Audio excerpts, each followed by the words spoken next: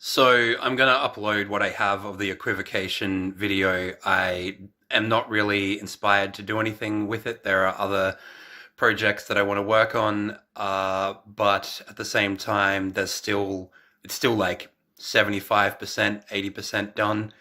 The numbers of the words that I'm exploring the various equivocations of are probably off now, so just ignore those. But other than that, yeah, there's some really good stuff in here, in my opinion. So yeah, hope you enjoy. Trans people make up words to win arguments.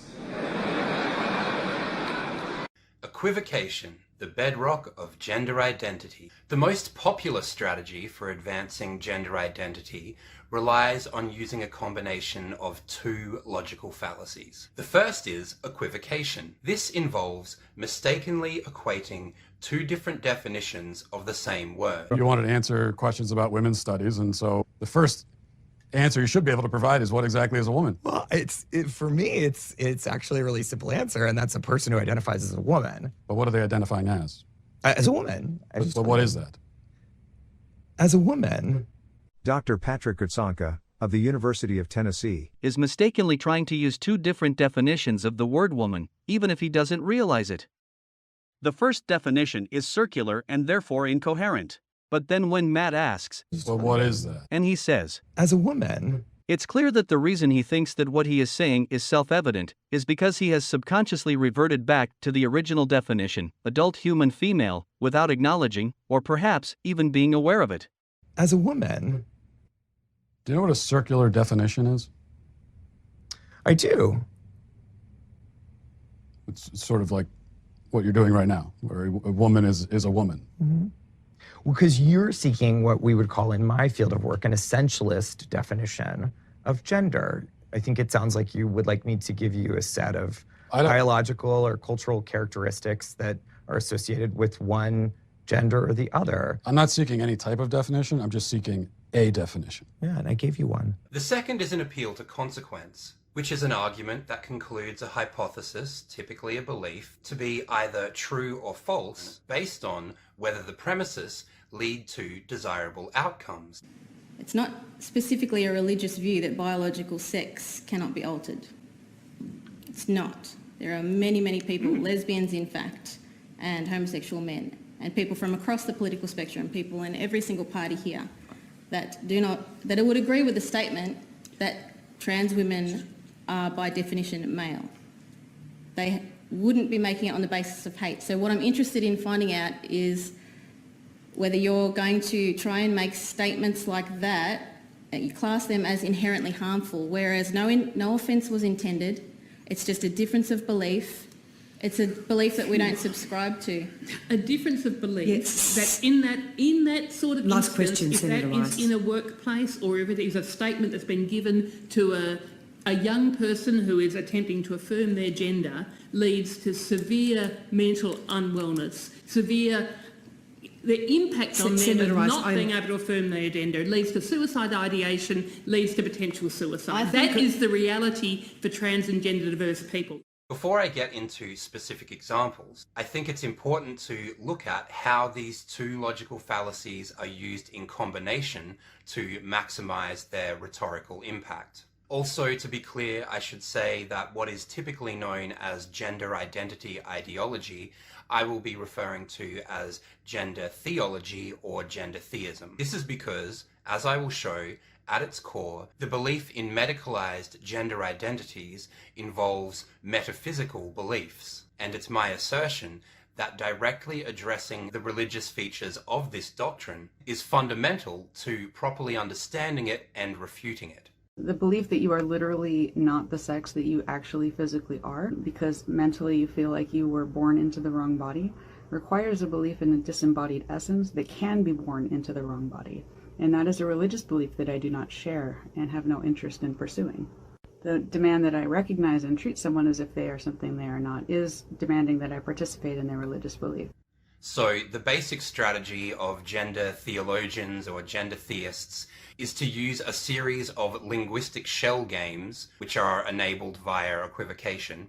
that ultimately end with the gender theologian saying some variation of, it doesn't matter that my argument is incoherent, because if gender identity ideology doesn't win, then people will die.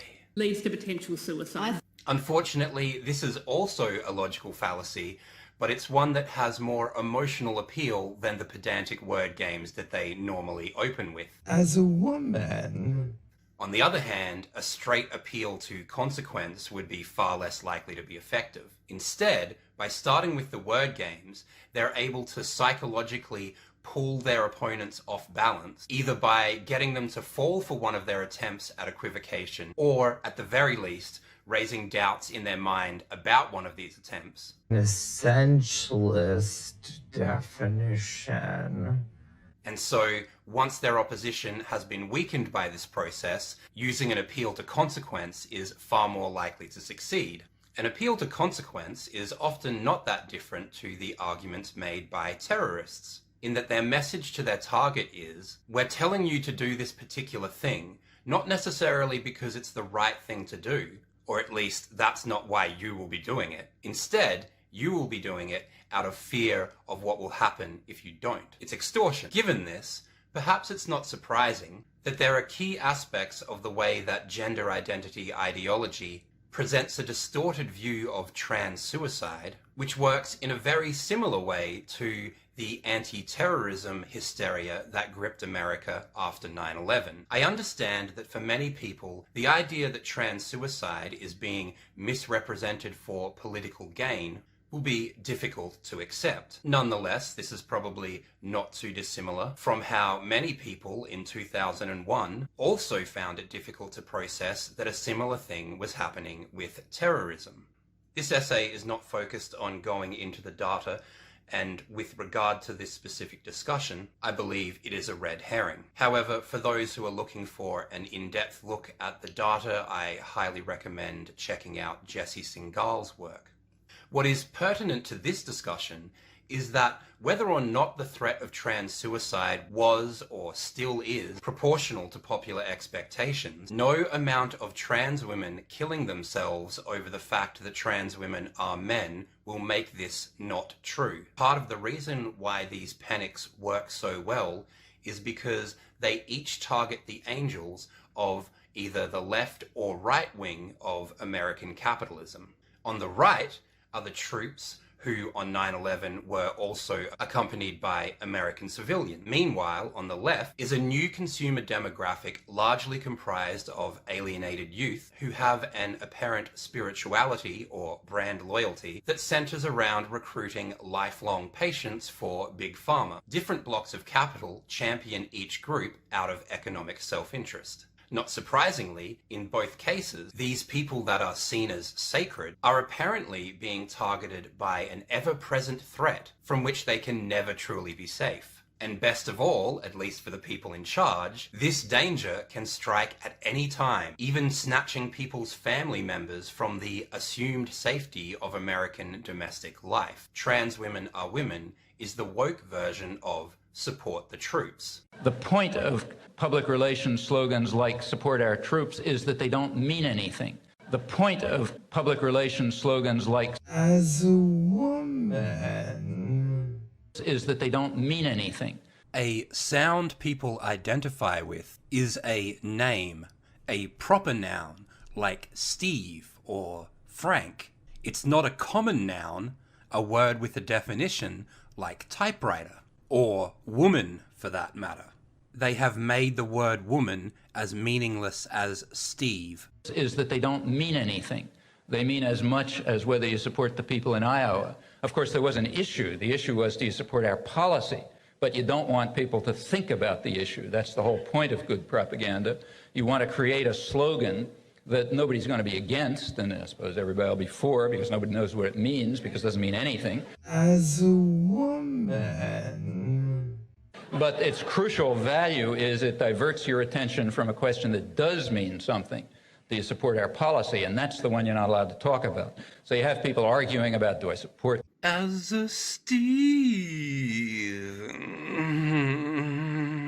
You know, of course I don't not support them and so on, and then you've won. That's like Americanism and harmony.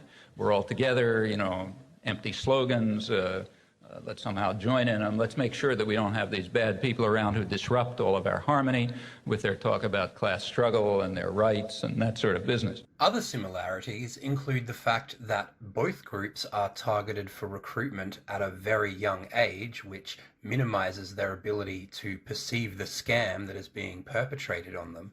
Additionally, once a person has been recruited, their so-called supporters proceed by feeding either group into various mechanisms of industrial slaughter, one for religious sacrifice, the other for colonial expansion.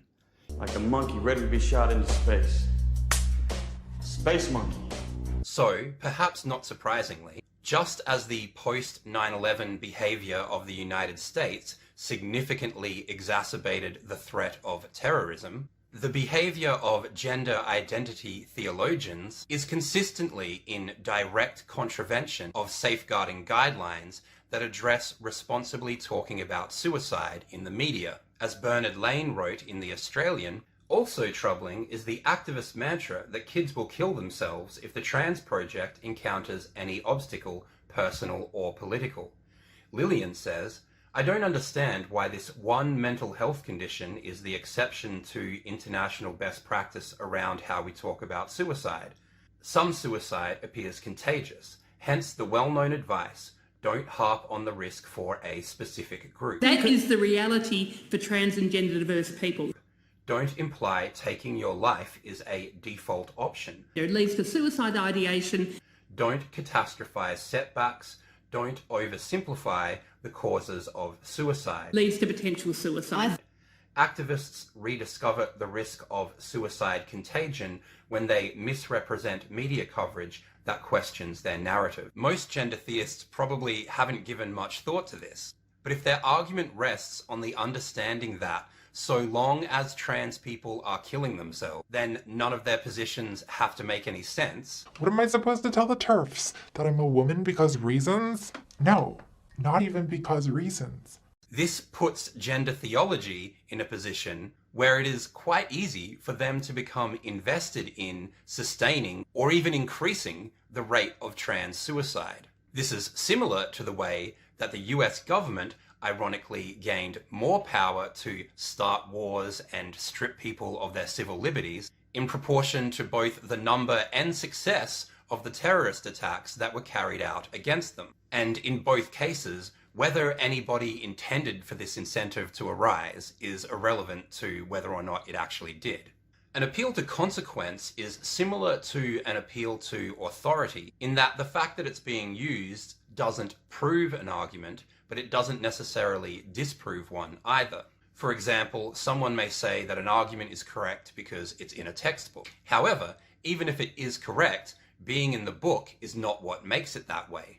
However, that doesn't necessarily mean that the argument is false either, just that it can't be proven correct by appealing to the authority of the book. Likewise, if the truth of a particular position will lead to negative consequences, that doesn't necessarily mean that those consequences aren't real or horrible, just that these things do not falsify the position against which they are being used. The reason they say trans women are women and not trans women are women because X is because it's not really an argument, it's an order. They're attempting to avoid a debate, which probably explains their slogan, no debate.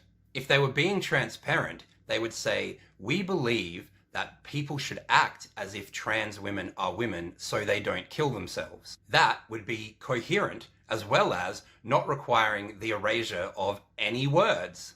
The problem for gender identity theology is that this would force them to admit that they are, in fact, making an argument and not simply providing objective observations, which would then open them up to rebuttal. On the other hand, if they act as if they genuinely believe the nonsense statement that trans women are women, which cannot be believed precisely because it is fundamentally incoherent, then once the intellectual bar has been lowered enough for this first absurd premise to be accepted, They can then lead people through a linguistic hall of mirrors where the discussion can be dragged out for as long as necessary without the theologians having to be so crass as to appeal directly to consequence.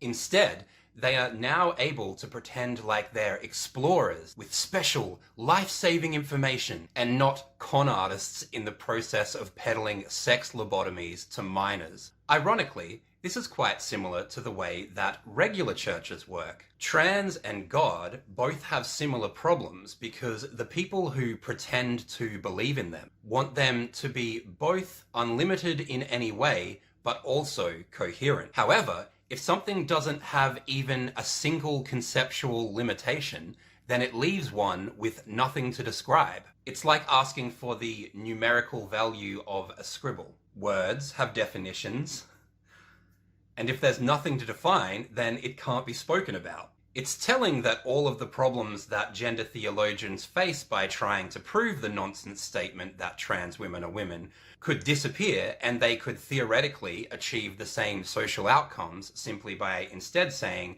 people should act as if trans women are women. After all, behind all the trickery and threats, this is what they really mean to say. This would give the game away. It's not enough for people to comply with gender identity for their own reasons. It requires complete ideological saturation. It doesn't matter if 99% of people think the emperor's clothes look great. If there's even one kid in front of everyone on live TV saying, "Hey, look at his balls," then it ruins the whole thing. A doctrine as bankrupt as gender identity ideology can allow for no separation between church and state. They can't say that people should merely act as if trans women are women, for the same reason Big Brother didn't say people should merely act as if 2 + 2 = 5. In order for it to work, you have to not only believe it, you have to love it. You have to be unable to see any other way. Like 2 + 2 = 5, trans women are women is less about articulating an idea and more about making non-compliance with the dominant ideology literally unthinkable by destroying the concepts that would be necessary to refute it.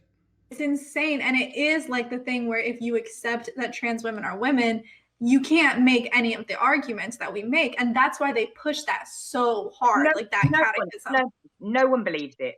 Even if there's people sitting here watching it that say, "I believe trans women are women," you don't. You don't. No one believes it, right?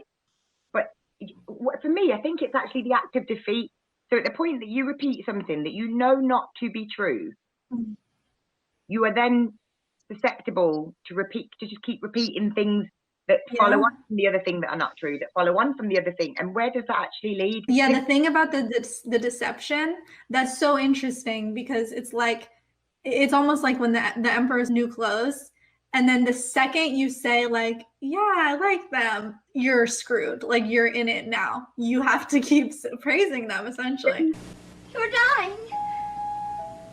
Your light is growing faint. And if it goes up, that means you're dead. That is the reality for trans and gender diverse people. Your voice is so low I can scarcely hear what you're saying. You think that you could get well again if children believed in fairies. Do you believe? Oh, please, please believe. If you believe, wherever you are, clap your hands and she'll hear you. Clap! Clap! Don't let Tate die! Clap! You're screwed. Like, you're in it now. You have to keep praising them. You think you know everything because you got bit by a roach that crawled out of a dictionary.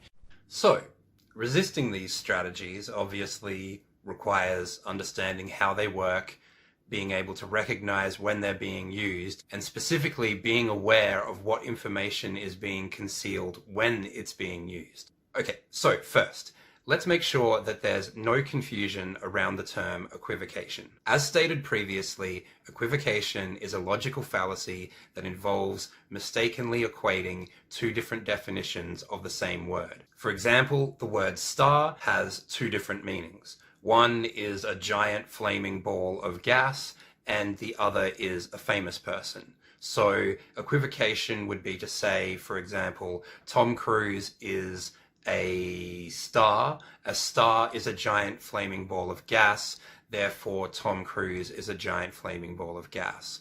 Or alternatively, let's just say jazz music is cool. Cool is the opposite of warm, therefore jazz music can be used to decrease temperature. That's another form of equivocation. And this dynamic is often the basis for jokes because it involves like double or hidden meanings in the same way that a joke does. Kids can be so cruel. We can? Thanks, Mom. Ow! Cut out, Bart! Here, the word can is being equivocated. The first meaning that Marge intended to use was that kids have the capacity to be cruel, while the meaning that Bart wanted to hear was that kids have permission to be cruel. And it's by this same mechanism that gender identity theology essentially forces people to take a joke literally. For example, take the word seahorse. A seahorse is not really a horse, but it does have a real connection to the sea. In this sense, the name is a type of joke or wordplay based on an aspect of the appearance of this particular creature. Likewise, the Tasmanian tiger was named tiger because of how it looked. Again, it wasn't really a tiger, but it really was from Tasmania. Keeping with this pattern, trans women are not really women, but they are really trans, which is to say on the other side of, which in this case is to say not. A trans woman is a type of man that is merely named woman due to aspects of their appearance, like with seahorses and Tasmanian tigers. 1984 by George Orwell, Chapter 4. He accepted everything. The past was alterable. The past never had been altered. Oceania was at war with East Asia. Oceania had always been at war with East Asia. Jones, Aronson, and Rutherford were guilty of the crimes they were charged with. He had never seen the photograph that disproved their guilt. It had never existed. He had invented it. He remembered remembering contrary things, but those were false memories, products of self-deception. How easy it all was. Only surrender, and everything else followed. It was like swimming against a current that swept you backwards, however hard you struggled, and then suddenly deciding to turn around and go with the current instead of opposing it. Nothing changed except your own attitude. The predestined thing happened in any case. He hardly knew why he had ever rebelled. Everything was easy, except anything could be true. The so-called laws of nature were nonsense. The law of gravity was nonsense. If I wished, O'Brien had said, I could float off this floor like a soap bubble. Winston worked it out. If he thinks he floats off the floor, and I simultaneously think I see him do it, then the thing happens. Suddenly, like a lump of submerged wreckage breaking the surface of water, the thought burst into his mind. It doesn't really happen. We imagine it. It is hallucination. He pushed the thought under instantly. The fallacy was obvious. It presupposed that somewhere or other, outside oneself, there was a real world where real things happened. But how could there be such a world? What knowledge have we of anything, save through our own minds? All happenings are in the mind. Whatever happens in all minds truly happens. He had no difficulty in disposing of the fallacy, and he was in no danger of succumbing to it. He realized, nevertheless, that it ought never to have occurred to him. The mind should develop a blind spot where a dangerous thought presented itself. The process should be automatic, instinctive.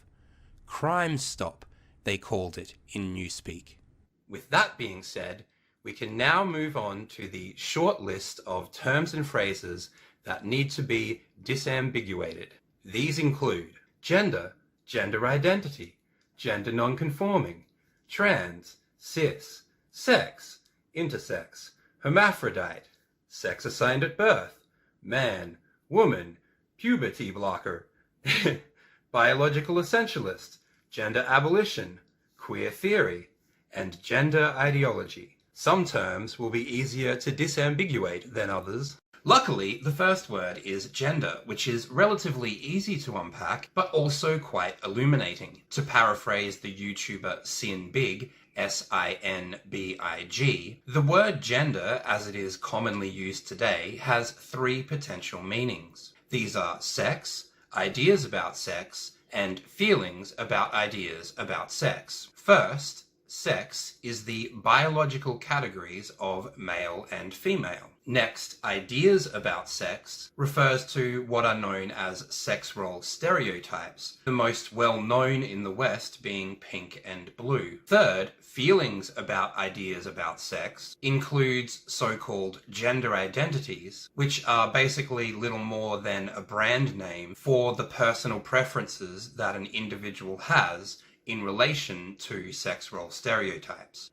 Sex, sex role stereotypes, and feelings about sex role stereotypes. People will commonly refer to these three separate things as gender. Later, I will further elaborate on the terms sex, sex role stereotypes, and gender identity. But for now, a basic understanding of these three definitions is enough to be able to proceed to the next concept. 2.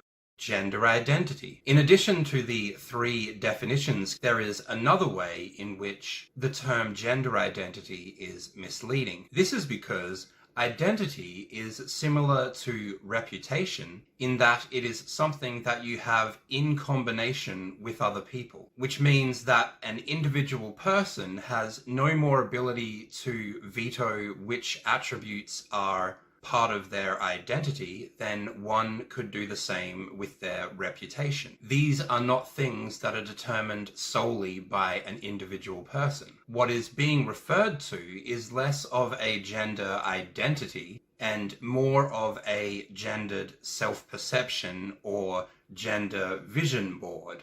That's me.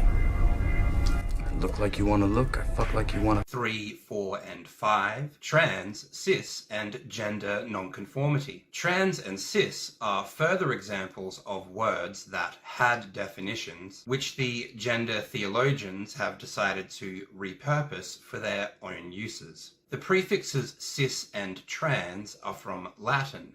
They mean this side of and the other side of, respectively. In the context of chemistry, cis indicates that the functional group, substituent, are on the same side of a particular plane, while trans conveys that they are on opposing or transverse sides.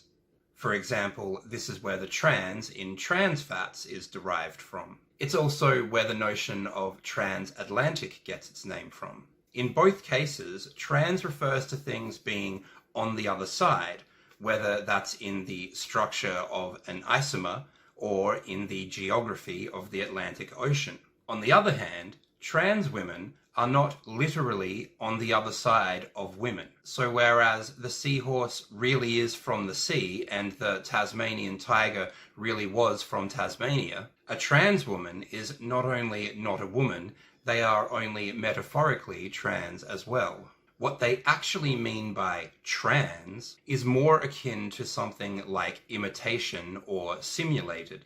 However, beyond the repurposing of cis and trans, there are 4 more ways in which these phrases are misrepresented. The first is mistakenly believing that trans is a gender-neutral term. The second is to compare trans to adjectives like black or short. The third is to mistakenly equate transgenderism with gender nonconformity. And the fourth is that gender ideology isn't homophobic, it's even more gay.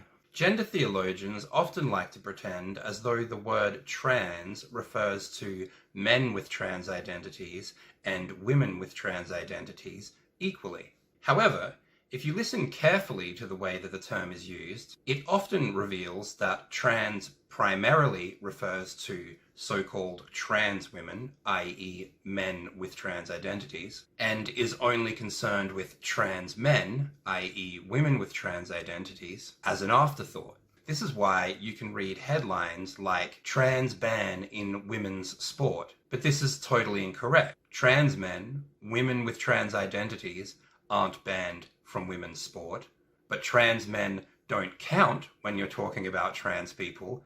That's how you know they're women. No one would call a men's football team black exclusionary, even though it officially excludes 50% of the black population. Yet when the same rule is applied to gender worshippers, suddenly it doesn't matter if you include women with a trans identity. Despite all the pageantry and lost bone marrow, the only ones that really count are the men in dresses. This has always been at the core of so-called claims of trans exclusionary radical feminism. Gender theologians take the defense of male social power and dress it up as the defense of gender nonconformity. But to treat male and female spaces as having the same social significance would be the equivalent of assuming that the presence of a wheelchair ramp and stairs is equally significant for the two demographics that need to use those resources, and that both those demographics must be advantaged simply by being recognized by the system, and the people who are really oppressed are the ones who would like to swim into the building but aren't even given the option. And so in this sense, people requiring a wheelchair and the able-bodied are both cis because they're recognized, whereas mer people are held down by cis-normative plumbing. As though lesbians, of all people, who had just gotten through supporting gay men through the AIDS crisis. So let me get this straight. They're all gay, they're all at the front of the gay liberation movement for decades and decades, and then they even have to take the back seat in their own movement because men are being plagued by this biblical plague. And do they run away? Do they say, no, this has nothing to do with us? No, they're still there. They see them through the whole crisis. But then suddenly, in 2014, after all that shit, the least homophobic demographic there is suddenly turns to the equivalent of neo-Nazis. The second mistake people make is to compare the suffix trans to adjectives like black or tall. As Sarah Silverman famously asked, "What about tall girls?" Thanks, Sarah. However, trans is much closer to terms like imitation, virtual, or simulated than it is to black or short, because these particular adjectives modify the existing noun to the point that they rule out what is present more than they identify it. So if someone said, "I have a black cat," or "I have a short cat," it is clear that we are referring to a feline of some description, regardless of its size or color. On the other hand, if someone says, "I have a trans species cat," a virtual cat, or an imitation cat, then at this point, the only thing that we really know for sure is that this person does not actually have a cat. So in that sense, trans, like imitation or simulated, is not at all comparable to short or black or tall. The third error is based in one of the gender doctrine's most powerful rhetorical tools, which is to equate all gender nonconformity with transgenderism.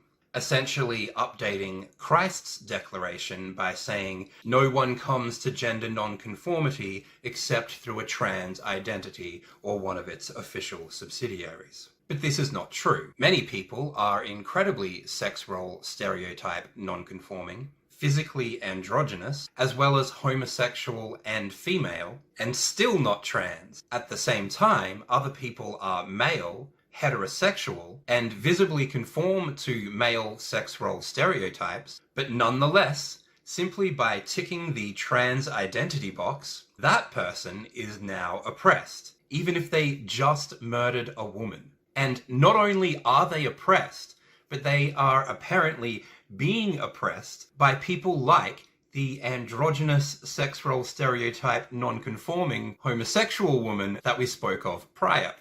While the term trans is often interpreted as a synonym for gender non-conforming, the actual definition has nothing to do with this.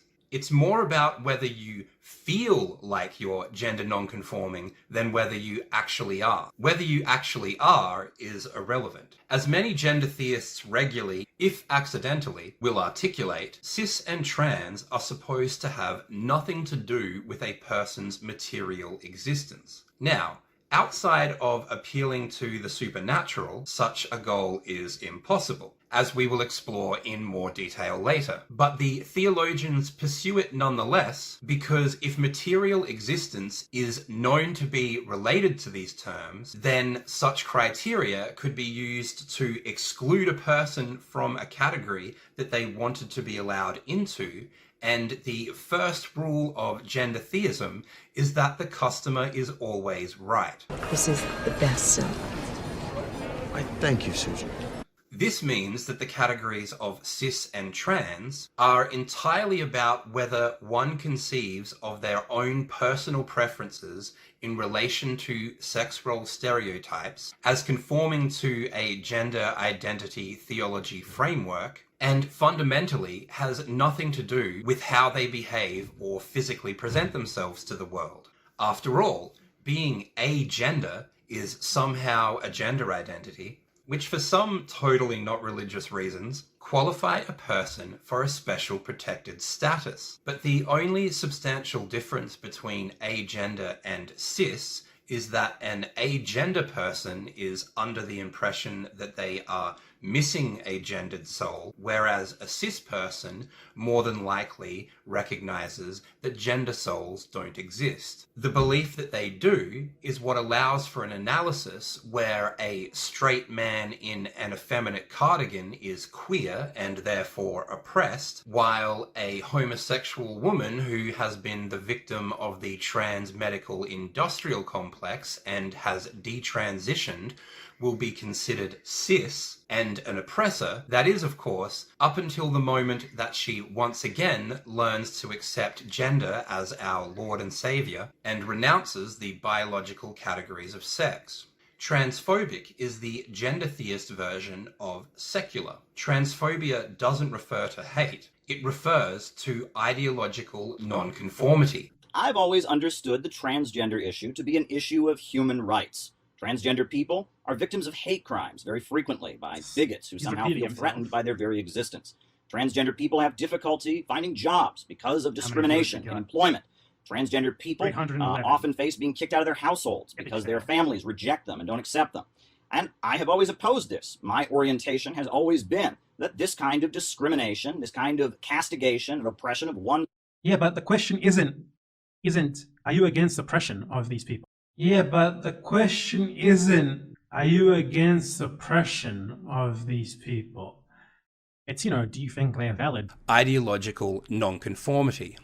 It's, do you think they are valid? Okay, honestly, this is me, but she sounds like an idiot. Do you think they are valid? That was like a conversation you have with someone in college. I would now like to quickly circle back and address my earlier comment regarding divorcing the terms man and woman from material reality and why this requires a belief in the supernatural. The reason why gender theologians believe that identifies as removes any biological criteria from the definition is because they are fundamentally liberals, and as such they believe that ideas come first and material reality follows, which is essentially to believe in ghosts, which is why their belief system overlaps with the religious so readily. And God said, "Let there be light," and there was light.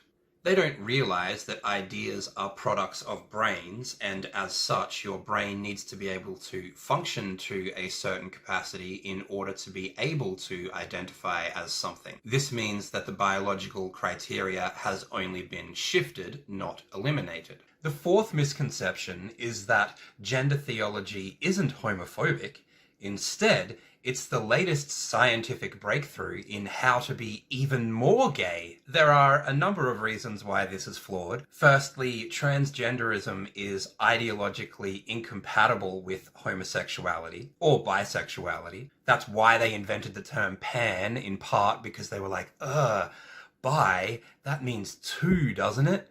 Transgenderism has always been at odds with the rest of the alphabet, and they're at odds with homosexuality and bisexuality because they both involve some form of same-sex attraction. On the other hand, transgenderism is based on the idea that sex essentially doesn't exist. But beyond this basic incompatibility, what is actually quite impressive about this PR victory is that throughout history, and even in current-day places like Iran, sex change operations have been pursued in an open effort not to facilitate homosexuality, but to erase it. Contrary to the marketing, many heterosexual people and institutions often prefer gender theology to homosexuality. And this dynamic is not just confined to history or Iran. Doctors at the former UK Tavistock Gender Clinic, which was recently forced to close, reported repeatedly that many homophobic parents preferred a trans child to a gay one. Young people struggling with their gender identity may be referred to England's only specialist clinic, the Gender Identity Development Service, or GIDS, based at London's Tavistock and Portman Foundation Trust. It's a difficult area to work in, and last year, following serious staff concerns over children's welfare, the Trust conducted an internal review of the service. It recommended areas for improvement, but did not identify any immediate issues in relation to patient safety. Yet evidence, exclusively seen by Newsnight, reveals serious tensions at the heart of GIDS. We've seen well over 100 pages of transcripts of interviews conducted with staff as part of the review. They make a series of claims. Staff say they were discouraged from going to the lead safeguarding officer with concerns about children's welfare. They say decisions about medical treatment were taken too quickly. And they say that some parents appear to prefer their child was transgender and straight rather than gay, pushing them towards transition. The transcripts have been voiced in this film by actors and edited for clarity, but the words were all relayed by GIDS clinicians to the Trust's medical director as part of the review process. Let's pray that I am wrong. Because if I am not wrong, very many vulnerable children have been very poorly treated and will be left with potentially a lifetime of damage here. We're not talking about little things. The reality is, by not doing anything, children are potentially still being medically mismanaged. When a child is assessed by GIDS, they may be offered a drug called a puberty blocker. These stop a young person's body developing breasts, periods, facial hair or a deeper voice. The NHS has recently updated its guidance on these drugs, acknowledging that little is known about their long-term effects or what impact they might have on children's brains and bones. GIDS has said in the past it finds itself caught between people who want these treatments to be given quickly and those who think they shouldn't be given at all. Many children referred to GIDS are extremely distressed and have complex needs. The clinicians we've spoken to say there's often lots to explore before medication should be considered, but they say there's wide variation in practice. It's claimed in the transcripts that many staff are worried and openly discuss their fears. Maybe we are medicating gay kids, maybe we're medicating kids with autism, maybe we are medicating traumatised children. And if we are, we're doing bad things to these vulnerable kids.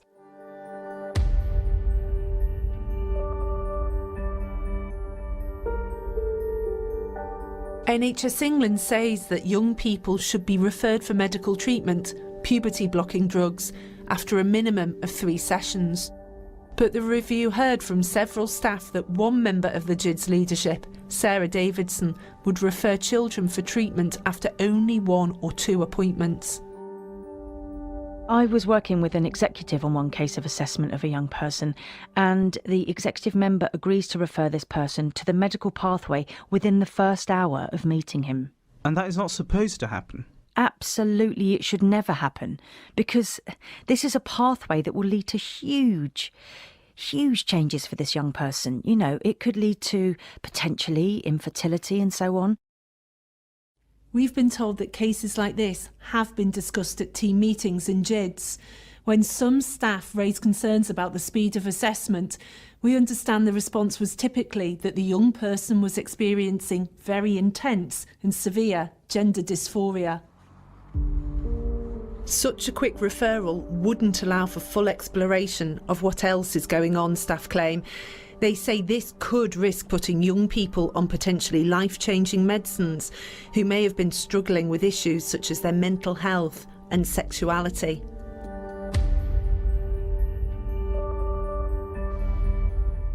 Homophobia in families is mentioned in all of the transcripts Newsnight has seen. Staff say that while there was some discussion in the service about this, they didn't feel the issue was properly addressed. We've spoken to a number of staff off the record. Most didn't want to go on camera, even on the condition of anonymity. But the transcripts are backed up by this former clinician who left JIDS last year. Their words are being voiced by an actor. We did have a lot of families and parents who would actively tell us that, oh, I'm so glad at least my child is not gay or lesbian, implying that having a trans outcome would be better for their children. I had a case. There was a lot of trauma in the family. The young person had come out initially as a lesbian and had faced a lot of homophobic bullying, both very subtly within the family and quite openly in school. And suddenly the young person changed their mind and they started identifying as trans. In some of these cases, clinicians thought that it wouldn't be appropriate for them to refer for puberty blockers, but they would be overruled by JIDS director Polly Carmichael, the transcripts suggest. The young person had very clearly told me and my colleague that my mum wants the hormone more than I do. And when we took it to senior management, Polly Carmichael, she suggested that we refer, even though this was not clinically indicated. For example, conservatives who are pro-trans typically have a gay child or gay relative or someone else whose homosexuality they are trying to erase. Heather Mounsey, the Frankenstein of football, posted this comment, apparently not realizing that Iran imposes the death penalty on homosexuality. 6. Sex assigned at birth. The next term we need to disambiguate is sex assigned at birth. This term was co-opted by the gender theists from the experiences of oppression that are faced by people with differences of sexual development, DSDs, more commonly known as intersex conditions. Dr. John Money, who coined the term and pioneered the modern medicalized concept of gender identity, also pioneered the practice of carrying out cosmetic surgery on the genitals of infants with a DSD. The logic behind his operations was that it would be too emotionally distressing for the children and their parents for these children to have genitals that looked too different from their peers of the same sex. Surgeon Philip Ransley believes that turning this child into a girl offers her the best future. Once the baby's gender is assigned, the next step is surgery to make her genitals as like a girl's as possible. I think the stage is set for this child to have an extremely successful life as a female.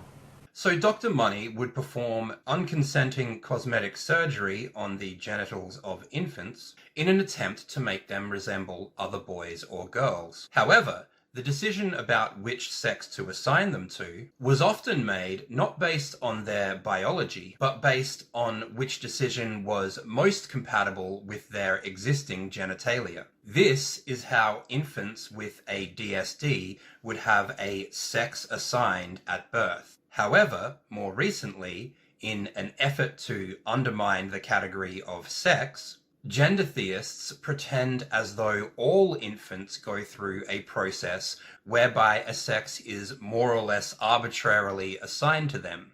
as opposed to what actually happens in the vast, overwhelming majority of cases, which is that the sex of a fetus is observed, often in utero, and then recorded. So to summarize, unless you have a DSD, and even then, not necessarily, you were not assigned a sex. Your sex was simply observed and recorded. But gender theologians like to pretend that because in one instance a social interpretation of sex was imposed, this now means that sex is fundamentally a social category, which may be part of the reason why they never seem to fully appreciate that animals, fish, and plants are males and females as well, despite not being part of society. 7. Sex. You may remember that I first mentioned the term sex at the beginning of this video, when we first highlighted the 3 separate definitions that people apply to the word gender. Sex, the categories of male and female, was one of those definitions. Sex is a type of reproduction, but it is not the only type. The most basic form of reproduction is asexual reproduction, wherein a new life form gets all of its genetic material from one parent. This means that each child is essentially a clone of its parent. Starfish, which reproduce through fragmentation, are an example of this strategy. However, asexual is another example of a word which had an established definition that the gender theologians then rewrote for their own purposes. To a gender theologian, asexual means uninterested in sex. In reality, being asexual would mean that you can reproduce without a partner. The other type of reproduction is sexual reproduction. This involves the fusing of 2 sex cells known as gametes. Originally, all gametes were the same size, but nonetheless, they were still different types. Gametes always function in pairs. There has never been a species that has had a gamete which could fuse with any other gamete. When both gametes are the same size, this is known as isogamy. Isogamous gametes provide some advantages over asexual reproduction, including the ability to have genetic variability. So whereas asexual reproduction generally results in single-celled organisms or things like algae, isogamous reproduction, with 2 gametes at the same size, at its most ambitious, can produce things such as small lizards. However, the vast majority of living organisms would be too complex to be created by either of these methods. Instead, there is another strategy known as anisogamy, which began in the margins but then moved to center stage on account of its undeniable reproductive success. Anisogamy involves one gamete growing as large as possible, while at the same time the second gamete will become as small and numerous as possible. A large gamete is advantageous because it can hold a lot more genetic information. For example, in humans, an egg is 10 million times the volume of a sperm. This is one of the reasons that we don't see things like isogamous chimpanzees or asexual horses. There is simply not enough bandwidth to produce such a complex organism. At the other end, the benefit is that sperm are incredibly low cost to produce. This means that you can make a bunch of them, helping to maximize the chances that one of them will find the ova. Therefore, by having different specialities, pairs of gametes were able to draw strength from both methods, as opposed to isogamy, which draws strength from neither. This strategy proved to be successful and subsequently created the categories of male and female. Most species on Earth today are anisogamous, that is, they have different sized gametes, and the vast majority of those species are also sexually dimorphic, that is, they have a different set of genetics for male and female bodies. The problem that gender theists face is that, as a general rule, they don't understand gametes, or anything really for that matter, from the perspective of, say, reproductive function or evolutionary advantage. Instead, they more or less seem to understand everything from the perspective of creating a character profile for their so-called flesh mech. Therefore, Because they are essentially live-action role-playing at all times, as far as they are concerned, the question of why can't there be 3 phenotypes makes complete sense, because as far as they are concerned, this is just an extra class of character in a game that they're playing in their head. But in reality, where sex has a function instead of just an aesthetic, asking a question like, why not a third sex, is more akin to asking, why not a third jaw, or why not 15 ears? Again, if you're creating characters for a fantasy game, these are fine questions. However, if you are a species trying to maximize its evolutionary advantage, then it quickly becomes pretty fucking obvious why not 3 sexes or 15 livers or 7.5 legs.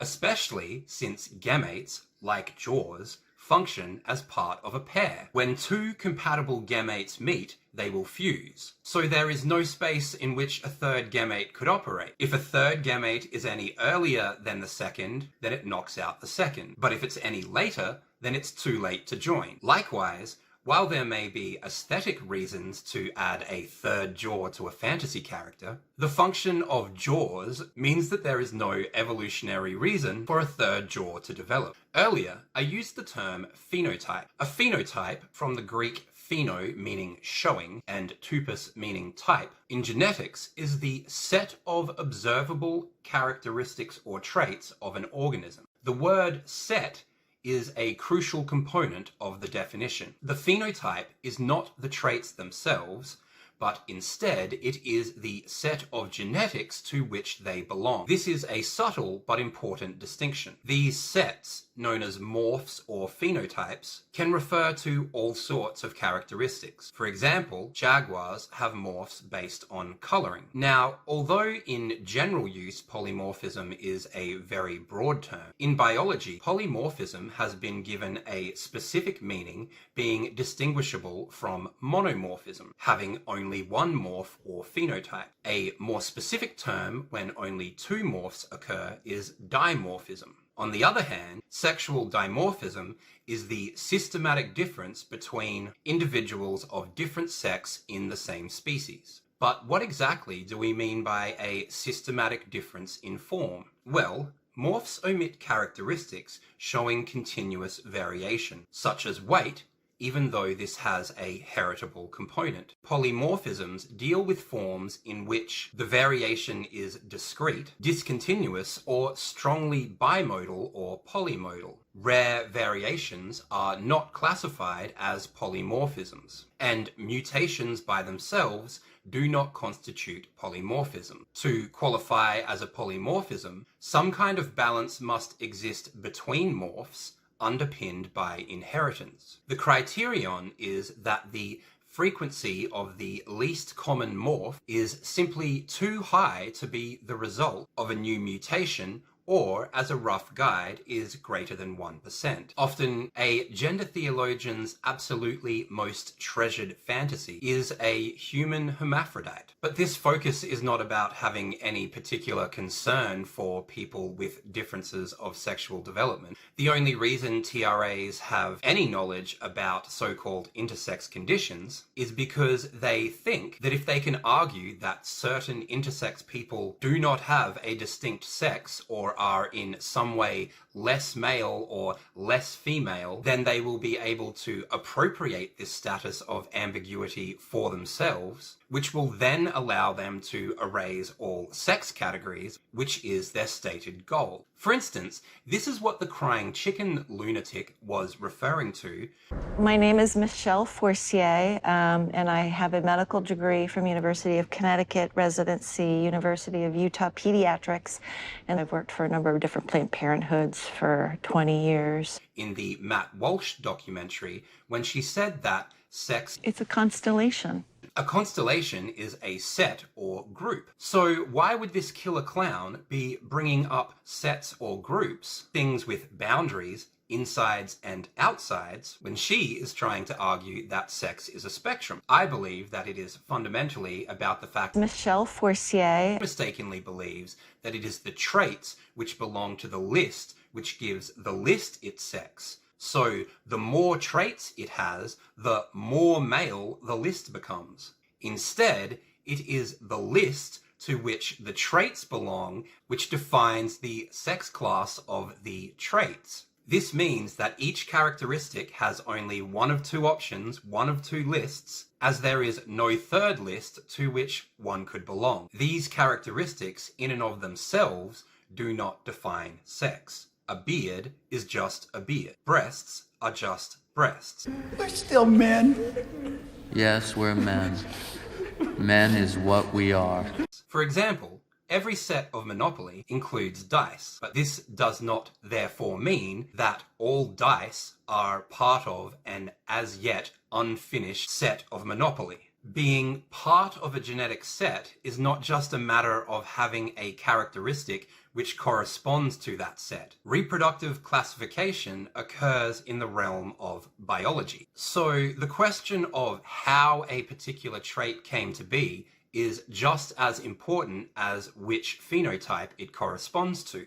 Did you grow a beard without trying? Then that might be your genetics or phenotype. Do you have lumps on your chest because you paid a doctor to put them there? Then unless you grew a plastic surgeon, that's probably not the result of your genetics. However, what the killer clown is hoping is that she can equivocate the set of traits for the traits themselves. This way, instead of having two potential outcomes, now everyone is in a constant flux between varying degrees of so-called male and so-called female. This is a concept that gender theologians will pretend to reject, but nonetheless, separating people by degree is an inherent part of the concept of a spectrum. For instance, losing a testicle leaves one with one less male characteristic. So, if you're looking at it like some kind of alien who is failing biology, then this might make this particular organism less male.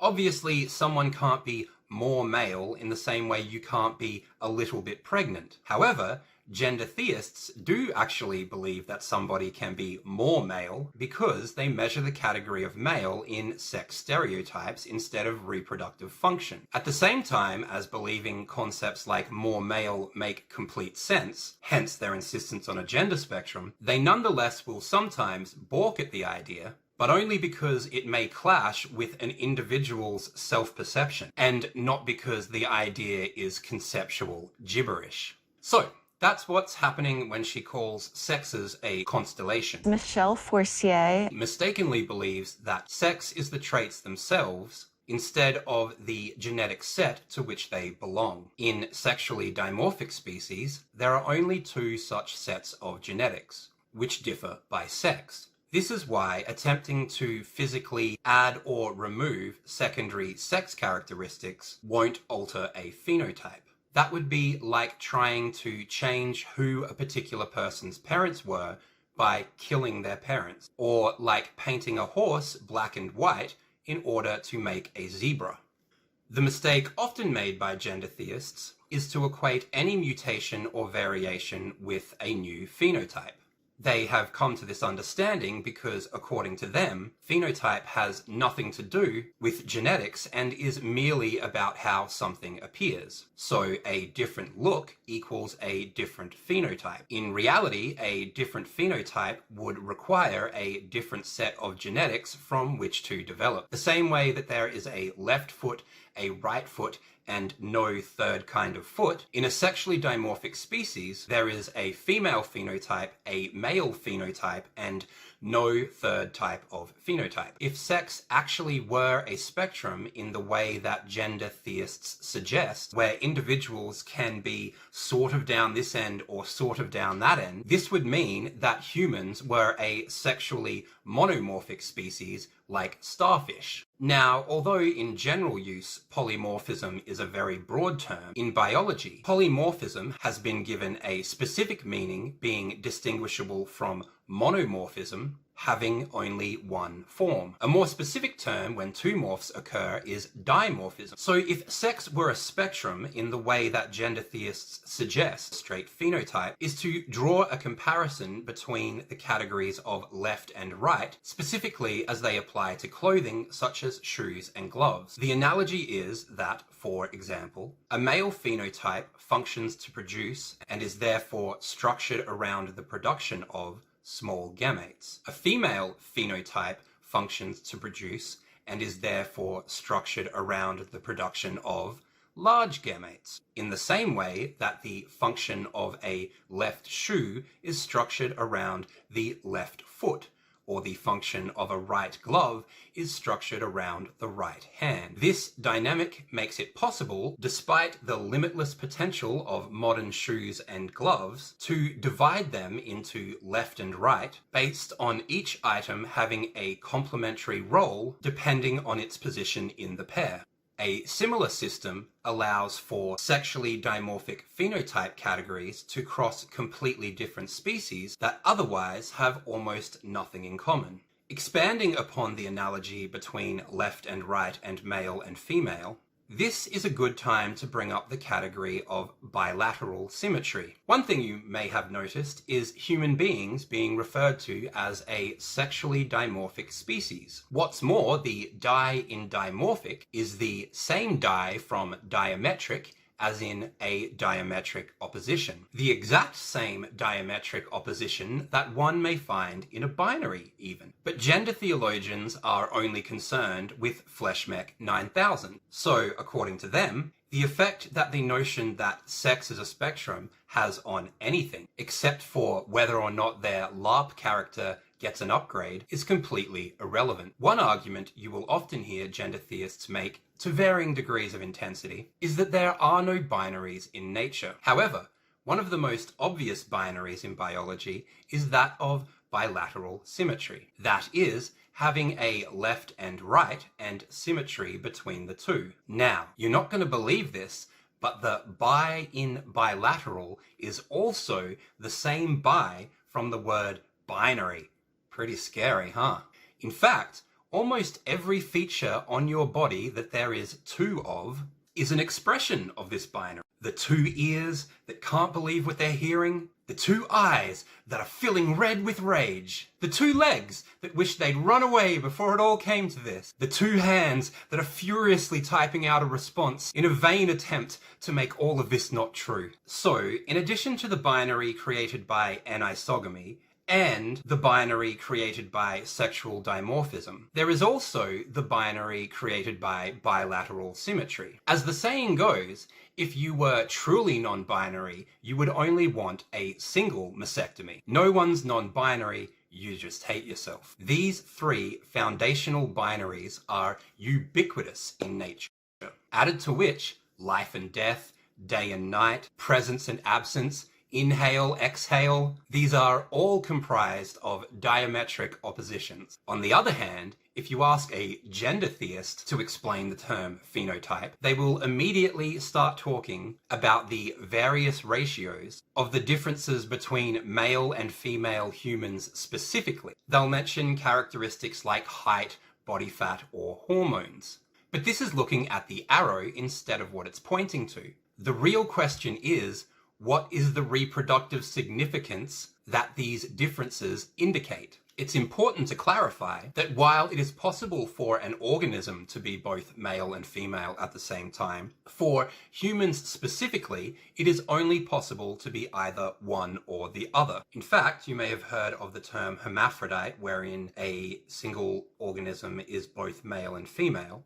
There is also a term known as gonochronism, and it is defined as systems in which male and female sexes exist in separate individuals, i.e., a single individual is either male or female throughout their entire life cycle. That is the category that humans fall into. And this can be stated unequivocally, even accounting for every single difference in sexual development or so-called intersex condition. But how could this be true? Well, my friend, I'm glad you asked. Saying that an intersex person isn't fully male or fully female on the basis that they haven't developed normally would be like arguing that dwarves weren't fully human using the same logic. But dwarves are not a new species simply because people who have it look significantly different to other humans. Like sex, species is not based on aesthetics, but on reproductive function. Furthermore, a one-off random messiah baby, like any rare mutation, could not be said to be the result of a systematic difference. A body which occurs through random mutation or divine intervention has, by definition, occurred as the result of a malfunction. As such, whatever capacities it has are incidental, which is to say, something that does not consistently reoccur is not systematic and therefore can have no functions, only capacities. Furthermore, outside of the essentially magic appearance of a messiah baby, the only other possibility for a reproductively functional human hermaphroditic phenotype would be for humans as a species to gradually develop one. The issue is that while we are able to point to species that have sequentially hermaphroditic phenotypes, such as clownfish, or simultaneously hermaphroditic phenotypes such as flatworms, neither of these species evolved these capacities after already being sexually dimorphic.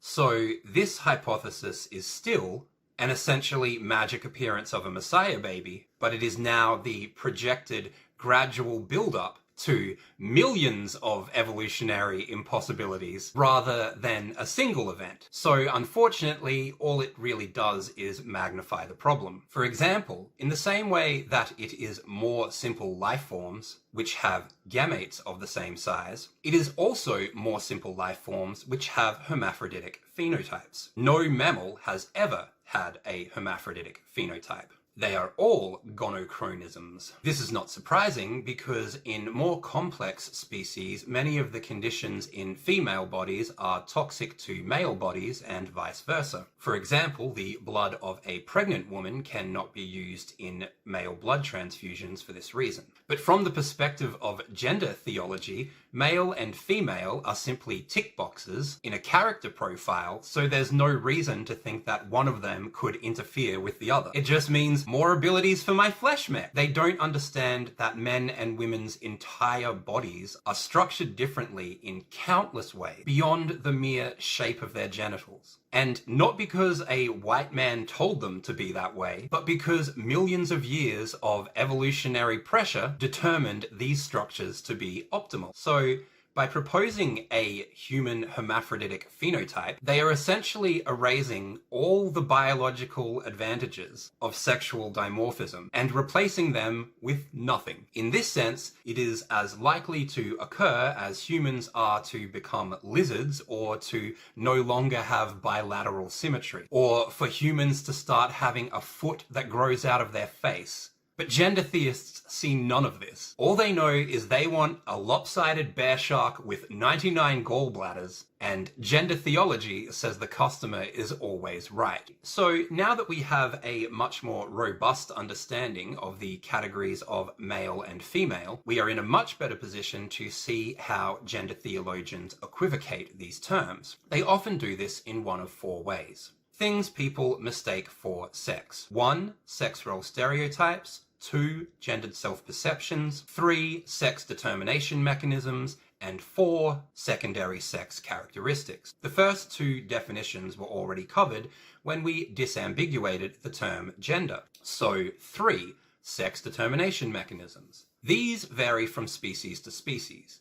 For instance, some species have chromosome combinations that look very different to those of humans. Alternatively, there are sequentially hermaphroditic species that will change sex according to the temperature. When gender theologians equate sex determination mechanisms for sex itself, they will usually say, "Did you know that there are other combinations aside from XX and XY?" Their supposed logic then argues that every new combination is now a new sex. This is wrong. What actually happens is that every new combination still produces either a male or a female because there is literally nothing else it could do. Secondary sex characteristics are not the same thing as being male or female. If they were, then no one would be male or female until they had gone through puberty. Essentially, this is the same argument as intersex people don't really have a sex, but it's refocused on secondary sex characteristics.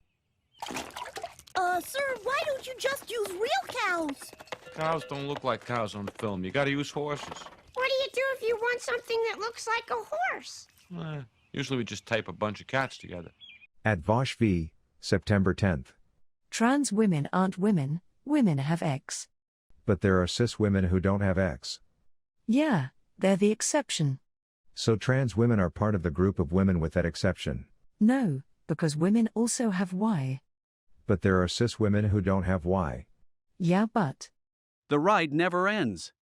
The answer is a female phenotype, but because Vosh is a gender theist, he thinks that phenotype equals look, or phenotype equals secondary sex characteristics. Sexed phenotypes in sexually dimorphic species are an expression of a set of genetics, in the same way that a species, ultimately, is also the expression of a particular set of genetics.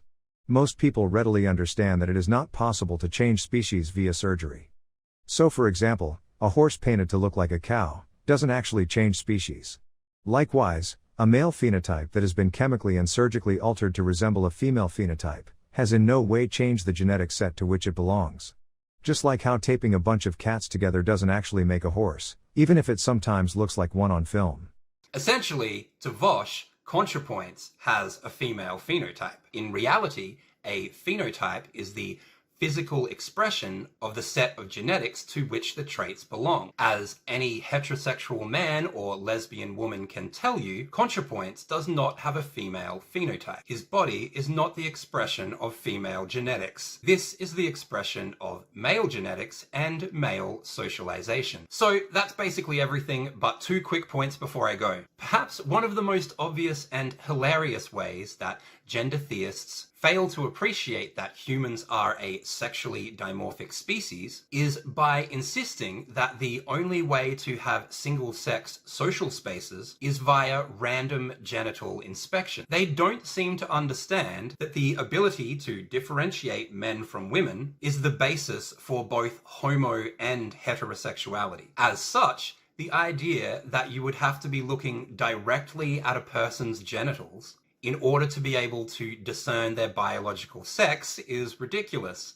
Phenotypes don't just affect genitals, as though humans were all the same type of body but with different plumbing. Instead, the class of a phenotype affects the structure of the entire body to the point where even hand models are separated on the basis of sex, despite the fact that hands are not genitals. This does not mean that the sex of the phenotype of every hand will be correctly identified in every single instance, but it does mean that humans perceive 2 distinct morphologies. Otherwise, as the most advanced organism on the planet, we would be the first sexually dimorphic species that, without directly seeing their genitalia, can't recognize the sex of members of its own species. Even a dog can tell the sex of a fully clothed human.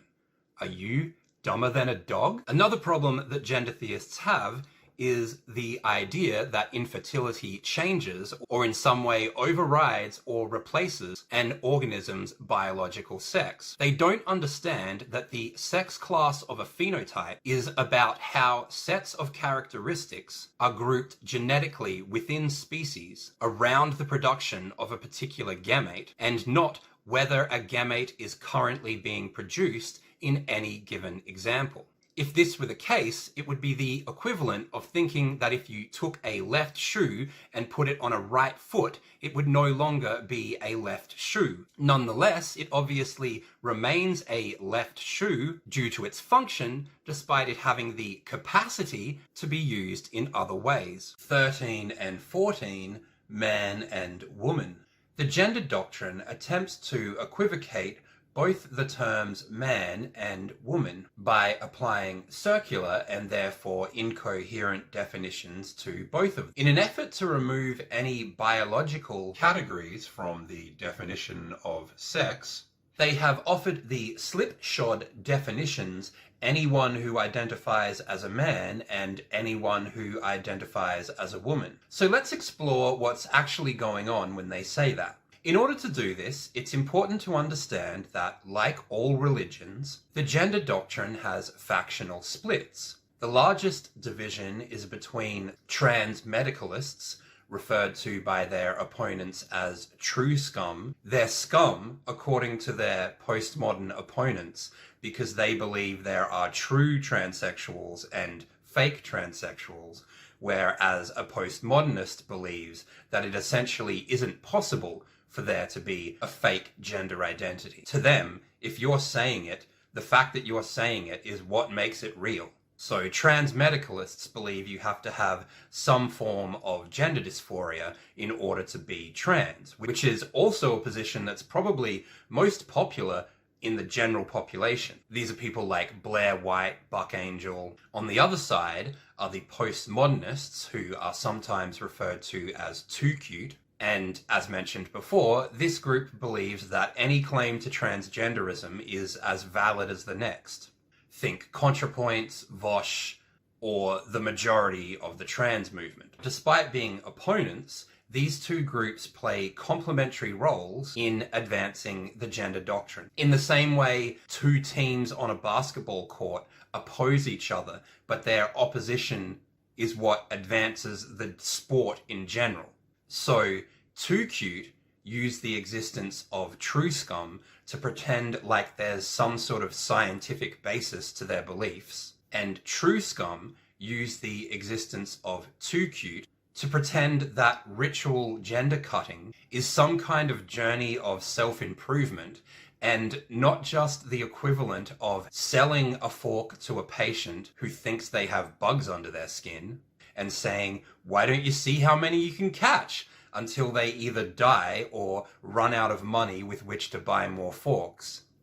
The relationship between trans pomo incoherence and trans medicalism is similar to the relationship between the dynamic where people both know that God is not an old man in the clouds and nonetheless still essentially conceive of God in that sense, and they do this because it creates too much cognitive dissonance to assign literally no mental picture to such an apparently influential force. However, if they were to picture something concrete, then their belief becomes falsifiable. So instead, they flip between a mental picture that they know is not actually real and a concept that they know is incoherent. This is similar to the roles played by trans medicalists and postmodernists in advancing the concept of gender identity. Trans medicalists give the whole thing a scientific veneer, and when their modern-day eugenics project inevitably goes careening off the rails, they can always employ their postmodern ejection seat and float off into the safety of tedious French incoherence. However, despite all their acrobatics, they are still unable to erase the existence and social, political, and economic significance of adult human males and adult human females. Nothing makes this clearer than the fact that they had to invent precisely 4 new terms, cis woman, trans woman, cis man, and trans man, in order to replace the 2 that they were trying to get rid of. So, in order to pretend that the sex binary had been erased, they needed specifically 4 new terms. Firstly, because humans are in fact a sexually dimorphic species, there were 2 categories which needed to be replaced. And secondly, because, again, humans are in fact a sexually dimorphic species, this meant that they needed to create 2 options for each of the categories they were trying to replace. 2 times 2 equals 4. This is why the trans-cis binary is the one binary that will never even be named as the binary it most obviously is, let alone broken down by being problematized, queered, or otherwise conceptually colonized out of existence. Gender theologians know exactly how powerful binaries are, which is why they won't let anyone else have one, and why they guard their own with psychotic fury. But as postmodern as they want to try and be, they nonetheless are still required to create two of every side of the binary like it was Noah's fucking Ark, because all the stupid word games in the world can't erase the social, economic, or political significance of adult human females and adult human males. And furthermore, if gender theology wants to remain relevant, they're the ones that have no choice but to address them. Gender atheists, gender critical people, don't need to put gender identity concepts in the definition of sex categories because the sex categories are already relevant. It's the gender theologians who have to include sex categories in gender identity terms in order for them to be comprehensible. What will actually disappear is a language that is unable to express key social and political concepts. Not being able to refer to men or women is not how you get rid of patriarchy.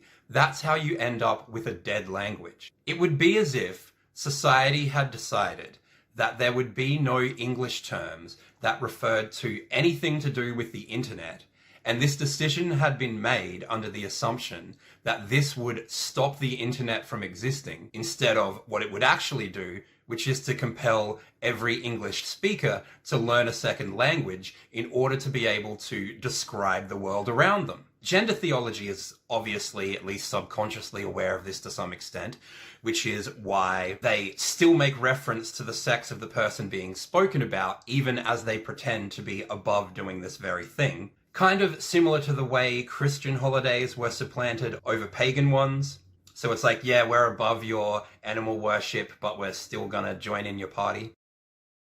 The key difference between terms like woman, adult human female, and terms like cis man is that the gender theology terms refer to sex in such a way as to show ideological deference to gender identities. So you can still have a party with a tree, but now you have to put a star on top of it. And part of the way that gender theologians are able to sell this is by appropriating and misusing the phrase sex assigned at birth. As we covered in the previous section, unless you have a difference of sexual development, then your sex was merely observed, not assigned. Having a sex assigned is a real form of oppression faced by some people with so-called intersex conditions. It's permanent and barbaric, but it didn't happen to you just because you were born and people noticed what sex you were. But gender theologians don't give a shit about where the term actually comes from or what it really means, so long as it can be used to place the category of sex under suspicion, while also reluctantly acknowledging its significance by having referred to it in the first place. This is why the gender doctrine criticisms that are leveled at terms like woman, when it refers to adult human females, will magically disappear, even though the trans terms, such as trans man, refer to sex to exactly the same degree. The difference is the trans terms are not an ideological threat, and as such, are allowed to talk about whatever the fuck they want, all while being as incoherent as desired. Nonetheless, because of the material reality of human sexual dimorphism, gender theology still must confront this fact, no matter how much they don't want to do this, and even if they ultimately come to do it in such a way as to obscure what is actually happening. So instead of referring directly to people's sex, they backhandedly refer to it via a reference as to whether or not the person accepts a gender identity framework, which in and of itself centers this framework as the all-important reference point for all knowledge. So apparently you are actually allowed to use the concept of sex, you just have to say sorry to gender Jesus right after you're finished. Excuse me, it's ma'am. It is ma'am. Forgive my brother. We believe you. So now, under the guise of creating more language in order to allow people to better express themselves, Instead of the totally boring old phrases man and woman, we apparently have 6 exciting new words. The problem is that the first 2, man and woman, are only the old sounds man and woman, but now with new, circular, and therefore incoherent definitions. We also have 4 other new terms, trans woman, cis woman, trans man, and cis man, which are all equally incoherent due to the fact that they refer back to the new noises, man defined as and woman defined as. Therefore, by using these definitions as a society, we've now got 6 new meaningless noises we can make, including cis, trans, cis, and trans, added to which we are no longer able to refer directly to the biological reality of adult human females and adult human males. But I know that trans people make up words to win arguments.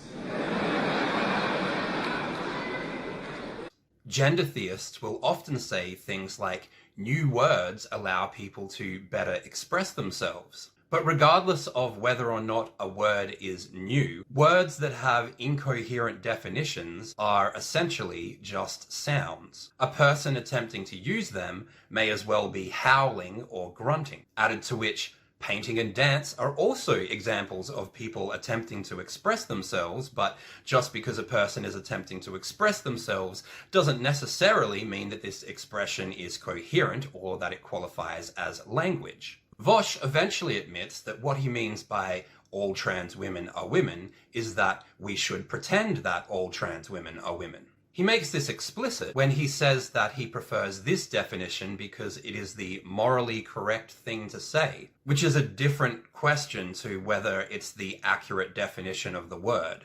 But because the answer to that question is most obviously no, Vosh immediately abandons trying to argue for that position and instead relies heavily on trying to guilt people into complicity. Once women are erased as a social category, the ways in which they differ from men can no longer be directly articulated. Their oppression becomes invisibilized or even celebrated. The more we can't see women, the more feminist something becomes. However, because adult human females existed prior to language, like many other objective facts, they will continue to present themselves at inopportune times, just like gravity or around Earth. Gender theology explicitly, openly, and intentionally erases the axis of sex as a political category without resolving any of the political, social, or economic issues that stem from the apparently insignificant factor of how the entire species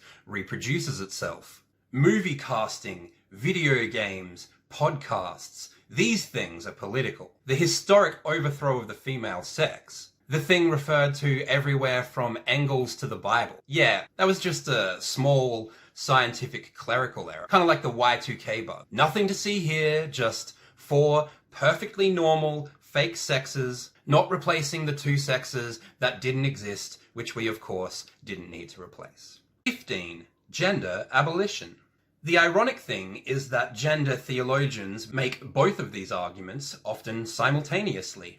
This is because, to begin with, in order to have any legitimacy, they need to agree with the second wave analysis that sex is different to sex role stereotypes. They need to do this in part because the world has developed to a point where the average person can see that sex role stereotypes vary too much across time and culture for them to be genetically determined. At the same time, in order for gender identities to still be politically relevant, gender ideologues need people to believe that a person's favorite sex role stereotype, otherwise known as their gender identity, has the capacity to override that person's biological sex. So, for example, sexism argues that women do the dishes. On the other hand, feminism argues that anyone can do the dishes. Meanwhile, gender theology argues that if you want to do the dishes, you are a woman. Likewise, sexism argues that men wear pants, while feminism argues that anyone can wear pants, and gender theology argues that if you want to wear pants, then you are a man. At various points, Vosh has used the phrase gender abolition or gender abolitionist, and it's no surprise that when he says this, he is equivocating the word gender. Gender abolition is a concept that, while certainly not dominant, is often explored within the left of gender atheism. These calls tend to come from radical feminists and Marxist feminists, gender theologians would call TERFs.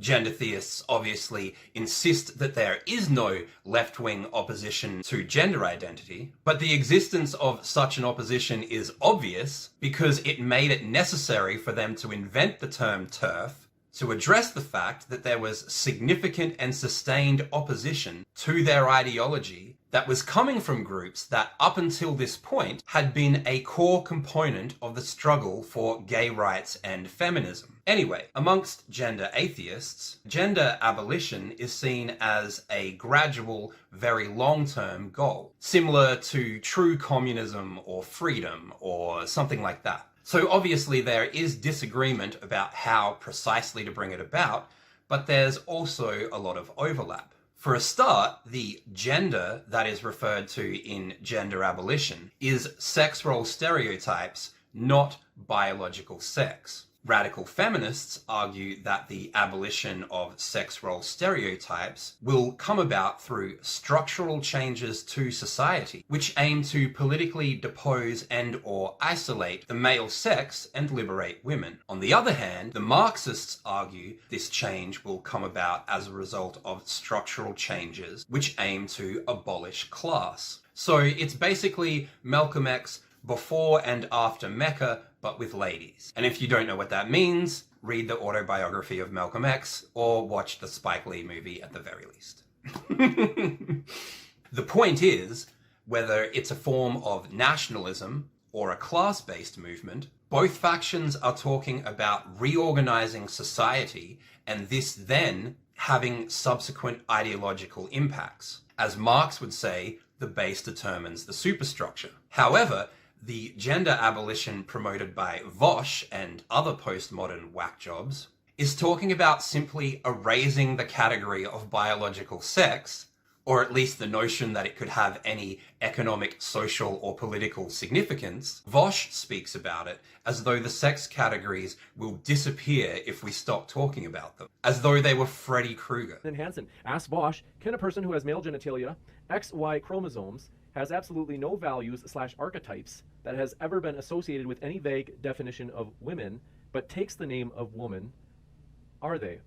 Yes. Though I have to say, I have no idea what a human would have to be in order for their behavior or personality to have no overlap with any of the many incompatible, incoherent, and self-contradictory values we associate with what it means to be a woman. They would have to be remarkable. I'm trying to think of like a male actor, like even Dwayne "The Rock" Johnson acts like kindly and charitable sometimes, you know, every time he smiles. Well, smiling is considered a feminine characteristic. So, yeah, I don't know. You would have to find a brick, you know, like a proper brick. But, you know, God bless her, you know, transitioning saved her. And so while he regularly claims never to equate sex and sex role stereotypes, or gender, he is doing that explicitly in this context. This is similar to how the Nazis in part used left-wing imagery, for instance by calling themselves socialist and a workers' party, and then used that to go on to advance an identity-based political agenda which erased class.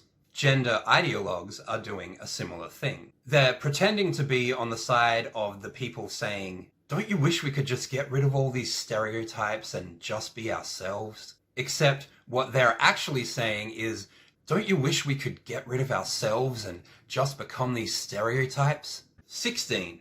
Biological essentialist. Essentialist definition.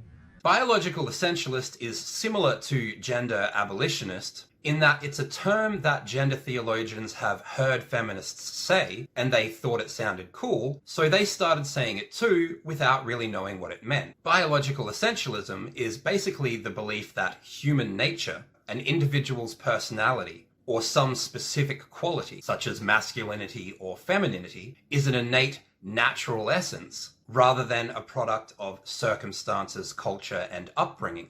What's interesting is that it was originally conservatives that advocated biological essentialism, particularly in regards to men and women. Their argument was that men and women naturally conform to sex role stereotypes. It's a product of genetics, not culture. However, gender theologians, unlike feminists, do not actually reject this position. Instead, they modify it slightly. So instead of believing that men and women are naturally drawn to, for example, pink and blue, gender theologians instead argue that the majority of men and women are naturally drawn to pink and blue. These people are known as cis, while a minority of people who aren't drawn to those colors are referred to as trans. So in this sense, gender theologians don't so much reject biological determinism as much as they fine-tune it. However, because gender theologians want to hurl this phrase at other people, specifically gender atheists, they redefine biological essentialism as someone who believes that biology is essential to any category. So to say men and women is a biological category is biological determinists. To say zebras is a biological category is biological determinism.